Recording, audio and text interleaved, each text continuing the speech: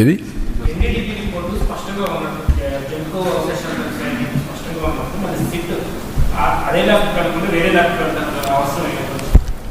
ఏదేమైనా ఆ ల్యాబ్కు పోయినా ఏ ల్యాబ్కు పోయినా ఒక్కొక్కసారి ఒక్కొక్కరికి ఆ lab report as on today ఇచ్చిన రిపోర్ట్లో కూడా మీరు చూస్తే ఏమన్నారు, మేము పూర్తిగా రూల్ అవుట్ చేయడం లేదు, కానీ మాకు ఆ టెక్నాలజీ లేదు, ఇది కమర్షియల్ కాదు, మేము ఇంటర్నల్ హౌస్లో డెవలప్ చేసుకుని దాని ప్రకారం రిపోర్ట్ ఇస్తున్నాం చాలా స్పష్టంగా చెప్పారు. థర్డ్ పార్టీ రెఫరెన్స్ కూడా చేయమని కూడా చెప్పారు. అప్పుడు చెప్పినప్పుడు where is the question? First report confirm చేశారు, ఏ రిపోర్ట్లో చూస్తే చేశారు. నేను ఒకటి అడుగుతున్నా, అసత్యాలు అబద్ధాలు చెప్పే వ్యక్తుల్ని 2022లో రిపోర్ట్ వచ్చిందా లేదా? ఎందుకు తొక్కి పెట్టారని అడుగుతున్నా. ఆ రోజు మీరు కానీ యాక్షన్ తీసుకొని ఉంటే తెలుసో తెలియకో తప్పు జరిగిందని సమర్థించుకునే అవకాశం ఉంది. కానీ మీరు డెలిబరేట్గా చేశారు కాబట్టి, డెలిబరేట్గా చేయాలనుకున్నారు కాబట్టి అది తొక్కపెట్టి మీరు ముందుకెళ్ళారు. అందులో కూడా మళ్ళీ ఆనాటి చైర్మన్ పిఏకి డబ్బులు ఇచ్చారు, 4,68,00,000 ఇచ్చారు. అంటే ఏమనుకుంటున్నారు మీరు? బుకాయిస్తే ఇదైపోతుందని. ఇంకా రేపు రాబోయే రోజుల్లో ఆ రిపోర్ట్లని చదివితే ఇంకా చాలా విషయాలు వస్తాయి. టీటీడీ బోర్డు చైర్మన్కి తెలిసే జరిగింది. మెంబర్లంతా కూడా ఎవరంటే వాళ్ళు పోయి కూర్చొని వీళ్ళ మనుషులకు పెట్టుకొని పర్చేస్ కమిటీలో నిర్ణయాలు చేస్తారు, వాళ్ళే ఈరోజు ఎదురుదాడి చేస్తారు. ఇది మంచి పద్ధతి కాదు. అంటే మీరు దౌర్జన్యం చేస్తేనో లేకుంటే రౌడీజం చేస్తేనో ఇక్కడ మీ ఆటలు సాగుతాయనుకుంటే ఆ రోజులు అయిపోయినాయి. మీరే చూశారు ఈరోజు రాష్ట్రాల్లో. ఆ రోజు ముఖ్యమంత్రిగా నేనే ఉన్నాను. వివేకానంద రెడ్డి మర్డర్ చేసిన నెక్స్ట్ డే కత్తి నా చేతిలో పెట్టారు. ఇప్పుడు అదే చేయాలనుకుంటున్నారు. మంచి పద్ధతి కాదు. అది కూడా మీరు పెట్టుకుని దేవునితో పెట్టుకున్నారు. నాతోనే కాదు, దేవునితో పెట్టుకోవడం మంచిది కాదు. ఇది ప్రతి ఒక్కరు కూడా మక్కాకు పోవాలని ముస్లిమ్స్ అనుకుంటారు, దారుసలాముకు పోవాలని, జెరూసలాముకు పోవాలని క్రిస్టియన్స్ అనుకుంటారు. అదే సమయంలో తిరుపతికి వచ్చి దర్శనం చేసుకోవాలని హిందువులు కోరుకుంటారు. ఒక్కసారి కాదు, ఎన్నిసార్లు వీలైతే అన్నిసార్లు వస్తే అంత మోక్షం వస్తుందని, అదే మరి వాళ్ళ జీవితానికి విముక్తి వస్తుందని కోరుకుంటారు. అలాంటి పవిత్రమైన వెంకటేశ్వర స్వామితో పెట్టుకోవడం మంచిది కాదు. నేను ఎప్పుడూ నమ్ముతాను, కలియుగ దేవుడు వెంకటేశ్వర స్వామి, ప్రజల్ని కాపాడేది వెంకటేశ్వర స్వామి. మనకి ఏ సమస్యలున్నా మనం ఆయన మొక్కుకొని ఆయన మీద భారం వేసి పనిచేస్తాం. అది మన యొక్క సంస్కృతి సాంప్రదాయాల్లో ఒక భాగం. మనందరికి కూడా ఆ పవిత్రమైన దేవుడి మీద నమ్మకం. ఇప్పుడు జరిగింది నమ్మకం విశ్వాసం పైన దాడి, వెంకటేశ్వర స్వామి పైన దాడి. అది మంచిది కాదు.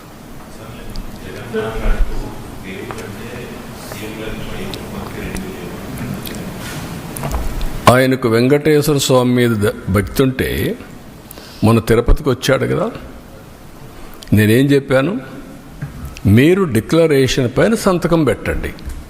అది వెంకటేశ్వర స్వామి టీటీడీ సాంప్రదాయాలు. అబ్దుల్ కలాం పెట్టాడు కదా, పెట్టి దర్శనం చేసుకున్నాడు కదా, ఆయనకు నమ్మకం ఉంది కదా, నువ్వు ఎందుకు పెట్టలా? ఎందుకు రాలా? Can you answer this? అంటే నువ్వు ఒక మతస్థుడు కావచ్చు, తప్పులేదు. వెంకటేశ్వర స్వామి దగ్గరికి రావడానికి ఎవరైనా సరే అన్య మతస్థులు నమ్మకం ఉందని సంతకం పెట్టాలి, డిక్లరేషన్ ఇవ్వాలి. నేను దర్శనం చేసుకోవచ్చు. ఎందుకు రాలేదు అంటే ఇప్పటి వరకు నువ్వు చేసిందంతా ఇవే కదా. వెంకటేశ్వర స్వామి నాకు ప్రాణభిక్ష పెడితే నాకు నమ్మకం లేదు, నువ్వు మాట్లాడతావా? అంటే ఏంటి? ఎక్కడికి పోతున్నారు మీరు? ఒక హద్దు, ఒక లిమిటేషన్స్ ఉంటాయి. Beyond limitations. ఏం చెప్పినా ప్రజలు నమ్ముతారు, ఏం చేసినా నా ఇష్టం, అది కుదరదు. ఆ విషయం వీళ్ళు గుర్తుపెట్టుకోవాలి. అంటే దేవుని పవిత్రత కూడా కాపాడలేని అసమర్థులం కాదు మేము. నేను I'm very clear in this. నీ ఇష్ట ప్రకారం మీరు దాడి చేస్తే ఇక్కడ కూర్చొని ఓకే పర్వాలేదు లేదంటే భయపడి పారిపోయేదానికి సిద్ధంగా లేవు. ఆ మాట చెప్తాను.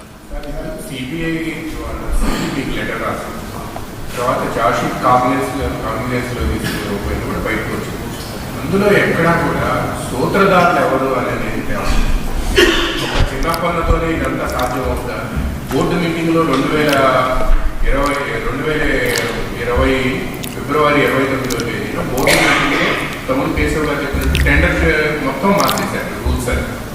ఎలా సాధ్యం అవుతుంది అంటే బోర్డు మీటింగ్లో మాత్రం ఒక్కొక్కసారి ఇన్వెస్టిగేషన్ ఏజెన్సీలో కొన్ని వస్తాయి. ఇక్కడ సిబిసిఐడి కానీ సిబిఐ కానీ ఇవన్నీ ఉంటాయి. అదే సమయంలో పార్టీలు are free to file in the courts. కాబట్టి అవన్నీ చేసి దోషుల్ని కాపాడడం, దోషుల్ని పనిష్ చేయడం బాధ్యతగా తీసుకుంటాం. ఉండే అన్నీ కూడా ఏ మార్గాలు ఉన్నాయో అన్ని మార్గాల ద్వారా, అన్నింటికంటే అండి మీరు గుర్తుపెట్టుకోవాల్సింది, ప్రజల మనోభావాలతో ఆడుకున్న వ్యక్తుల్ని, దేవుని పవిత్రతని దెబ్బతీయాలనుకున్న వ్యక్తుల్ని ఉపేక్షించే సమస్య లేదు. ఏమేమి పాసిబిలిటీస్ ఉన్నాయో అన్ని విధాలా చేసి నేను ఒక మాట చెప్పాను. ముందు మాధవ సేవ, తర్వాత మానవ సేవ. దేవుడే లేకపోతే సేవ ఏం చేస్తాం? నమ్ముకునేది మనం అందరం డెస్టినీ, దేవుడు. ఆ దేవుడిని ఏ మంచి జరిగినా చెడు జరిగినా దేవుడిని ప్రార్థించి ముందుకు పోతాం. అలాంటి దేవుడికే ఇది లేకపోయినప్పుడు కానీ మనం ఏం చేసినా కూడా ఫలితాలు రావని నా నమ్మకం.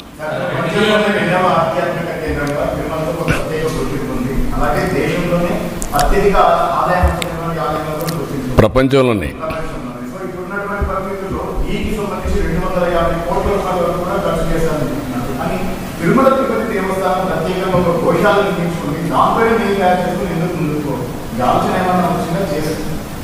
అవి కూడా మేము ఎక్స్ప్లోర్ చేస్తాం.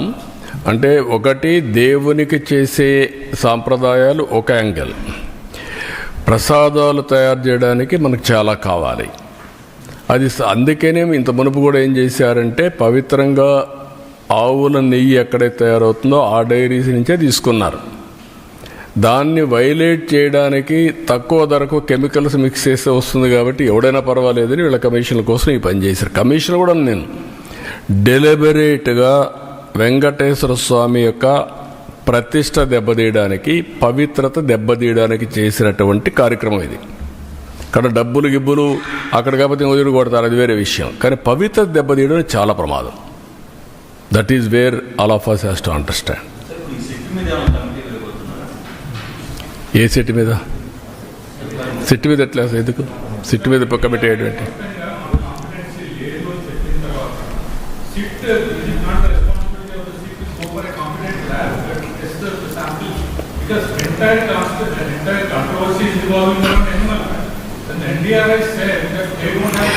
నేనేమంటానంటే ఎనిమల్ ఫ్యాట్ ఎస్, అది ఎక్స్ట్రీమ్.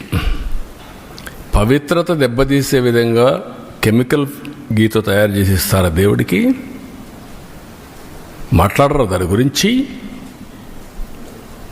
ఓకే, నువ్వు సిబిఐ చెప్పింది అంటున్నారు కదా, సిబిఐ చెప్పింది కదా కెమికల్స్ మిక్స్ అయినాయని, కల్తీ అని చెప్పారు కదా, పామాయిల్ అని చెప్పారు కదా, నెయ్యి లేదని చెప్పారు కదా. ఎందుకు మాట్లాడు? మహాపాపం కదా ఇది. ఆ మహాపాపాన్ని గురించి క్షమాపణ చెప్పక్కర్లేదు దేవుడికి? తప్పుకు చెంపలేసుకోవాల్సిన పని లేదా? మీరు 7 కొండలు 2 కొండలు అంటే కాదు, ఇది తప్పు అని చెప్పిన తర్వాత నేను దేవునికి మొక్కున్నాను, నేను వచ్చి మొక్కు తీర్చుకుంటానని చెప్పి తిరుపతి నుంచి పాదయాత్ర చేసి 7 కొండలు ఎక్కి దర్శనం చేసుకొని క్షమించమని దేవుని కోరుకున్నాం. మీరు చేసిన తప్పుకు నేను క్షమాపణ కోరుకున్నాం. ఇప్పుడు ఎందుకు పోవరు? మీరు ఏమనుకుంటున్నారు? మీరు అంటే నిస్సహాయుడా వెంకటేశ్వర స్వామి? మనకు నమ్మకాలు లేవా?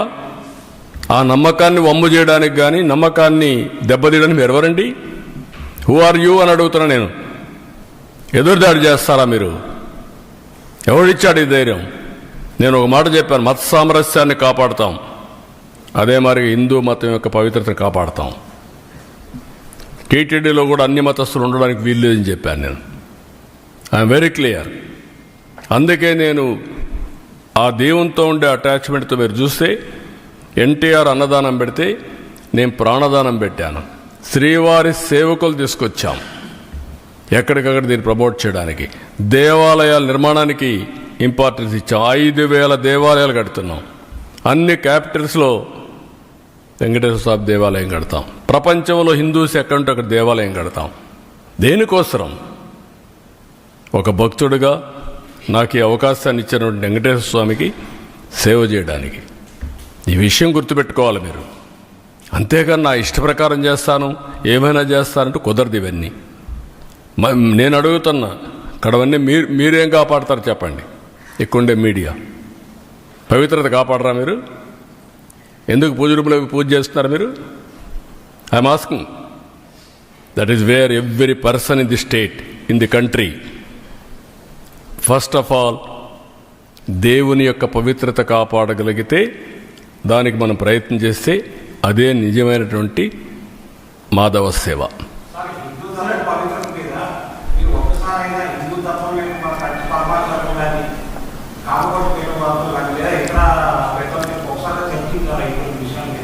ఈ విషయం మీద